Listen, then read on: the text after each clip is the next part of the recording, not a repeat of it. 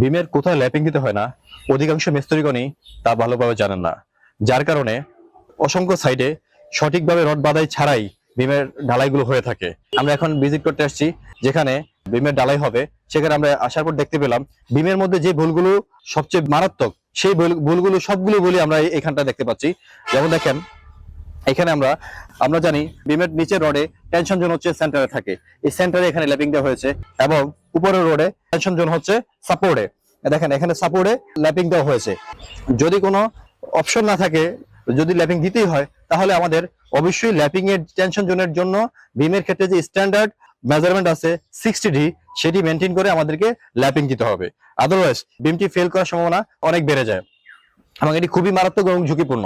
আমরা এখন দেখব এখানে মিস্ত্রি সাহেব কতটুকু ল্যাপিং দিয়েছে। এখানে আমরা সাপোর্ট জোনে দেখতে পাচ্ছি 20 ইঞ্চি ল্যাপিং দেওয়া হয়েছে, যা পর্যাপ্ত নয়। সেখানে আমাদের 38 ইঞ্চি হওয়ার কথা ছিল, এবং নিচের রডের ক্ষেত্রে টেনশন জোনের মধ্যে ল্যাপিং দেওয়া হয়েছে 28 ইঞ্চি, যা পর্যাপ্ত নয়। এখানে 38 ইঞ্চি হওয়ার কথা ছিল। তাই এই বিষয়গুলোকে আমাদের অবশ্যই সচেতন থাকতে হবে। আমরা এইগুলো মেনটেন করেই আমরা রড বাড়াই করব এবং ঢালাই কাজ সম্পন্ন করবো। অর্থাৎ বন্ধুরা, আমরা একটি ভীমের ক্ষেত্রে দেখাচ্ছি পুরো বাড়ির মধ্যেই ভীমের ক্ষেত্রেই আমরা যখন চেক করতেছি এবং তদারকি করতেছি, প্রত্যেকটা মধ্যে এরকম আমরা ভুল দেখতে পাচ্ছি।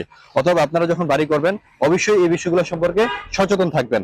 কোথায় ল্যাপিং দিতে হবে, কোথায় দিতে হবে না, আপনারা ঢালাইয়ের পূর্বে একজন অভিজ্ঞ ইঞ্জিনিয়ারের পরামর্শ নিয়ে আপনারা ঢালাই কাজ সম্পন্ন করবেন। আজ এই পর্যন্তই। সবাই ভালো থাকবেন, সুস্থ থাকবেন। আসসালামু আলাইকুম।